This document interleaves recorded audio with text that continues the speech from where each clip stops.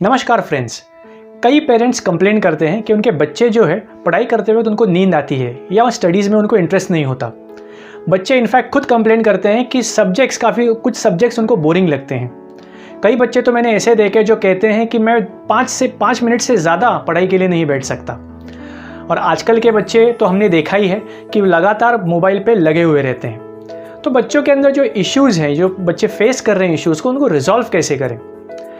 काफ़ी बार कहा जाता है कि बच्चों को स्टडीज़ में इंटरेस्ट डेवलप करो, नई नई टेक्निक सीखो, स्ट्रैटेजी सीखो वगैरह वगैरह। बात तो सही है, लेकिन ये इंटरेस्ट डेवलप करने से पहले एक चीज़ बहुत इंपॉर्टेंट है जो बच्चों के अंदर उनको क्रिएट करनी पड़ेगी। वो है एक बिलीफ कि वो पढ़ाई कर सकते हैं। एक गारंटीड तरीका बिलीफ को क्रिएट करने के लिए यह है कि उस काम को आप एटलीस्ट एक बार सक्सेसफुली ज़रूर करें, एटलीस्ट एक बार। क्योंकि जैसे ही आप एक बार उस काम को कर लेते हैं, वैसे ही माइंड के अंदर एक बिलीफ क्रिएट होना शुरू हो जाती है कि उस काम को या उसके जैसे दूसरे कामों को आप दोबारा इजीली कर लेंगे। चलिए समझते हैं एक एग्जाम्पल के साथ। एक छोटा बच्चा 6 से 8 महीने का जब शुरुआत करता है चलने के लिए, क्रॉल करने के लिए, और आप देखेंगे वो सीढ़ियों पर ट्राई करता है चढ़ने के लिए। जैसे ही वो फर्स्ट स्टेप चढ़ जाता है, ठीक है, वो देखता है कि मैं पूरा कंफर्टेबल हूँ, और उसके बाद वो अटेम्प्ट करता है नेक्स्ट सीढ़ी पे चढ़ने के लिए। ये आपने देखा ही होगा, क्योंकि जैसे ही वो फर्स्ट स्टेप पे चढ़ जाता है, एक बिलीफ क्रिएट हो जाती है कि वो ये काम कर सकता है। इसके लिए वो सेकेंड स्टेप पे जाने की अटेम्प्ट करता है, और कुछ ही दिनों में आपने देखा होगा बच्चा सीढ़ियाँ चढ़ते हुए ऊपर जाता है। भले वो चल नहीं सकता, लेकिन क्रॉल करते करते वो सीढ़ियाँ चढ़ लेता है। So this is the power of creating a new belief. इतना ही नहीं, मेरा एक पर्सनल एग्जांपल मैं देता हूँ। जब मैं कॉलेज में था, पहली बार जब मैंने साइंस एग्जीबिशन में पार्टिसिपेट किया था, just as a fun, participate करने के बाद to my surprise we won that competition. 2 महीने के बाद और एक साइंस एग्जीबिशन में हमने पार्टिसिपेट किया। We just went for fun.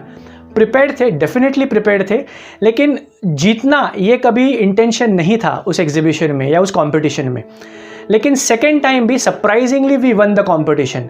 और आप बिलीव नहीं करेंगे, उसके नेक्स्ट 2 सालों में हमने 8 एग्जीबिशंस जीत लिए।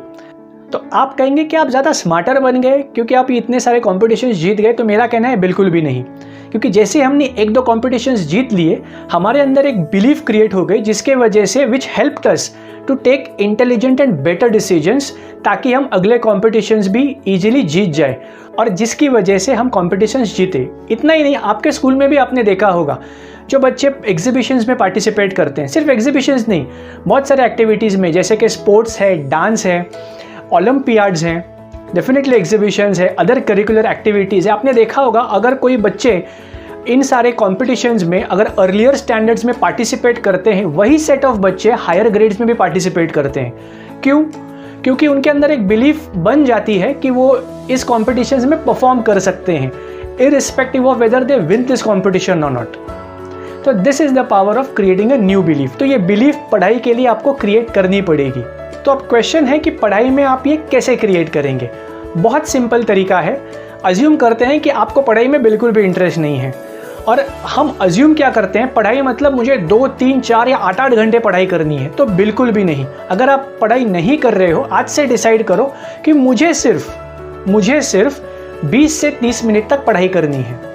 क्यों? क्योंकि हम क्या करते हैं, हम उस टास्क को बहुत बड़ा कर देते हैं, और जब भी आप बड़ा करते हो तभी माइंड जो है वो थोड़ा बैकफुट पे आ जाता है, और वो टास्क करने के लिए या उस एक्टिविटी के लिए हमें सपोर्ट नहीं करता।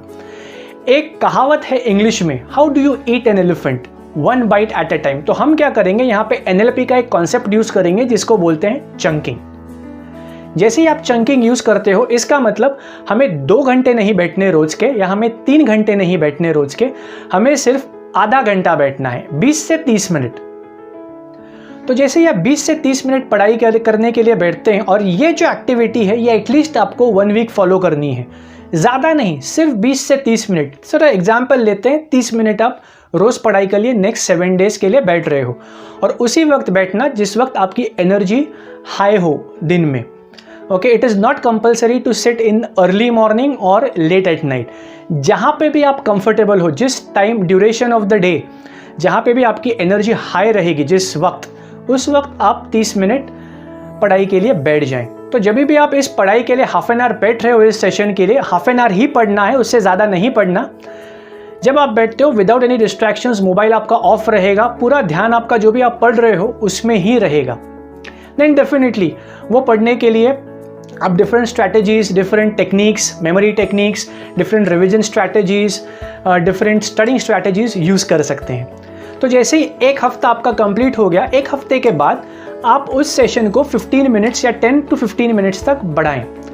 क्योंकि क्या होगा, एक हफ्ते के बाद माइंड में एक बिलीफ आपके क्रिएट हो गया है कि तो आधा घंटा तो मैं आराम से बैठ सकता हूँ।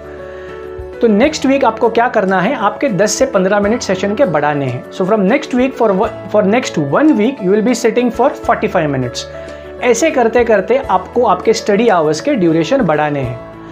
कितने बढ़ाने हैं वो कम्प्लीटली आपके ऊपर डिपेंड है, क्योंकि अगर आपको ज़्यादा पढ़ाई कम टाइम में करनी है तो that is called as smart work, और उसके लिए आपको memory techniques, different studying strategies, different revision strategies सीखने पड़ेंगे।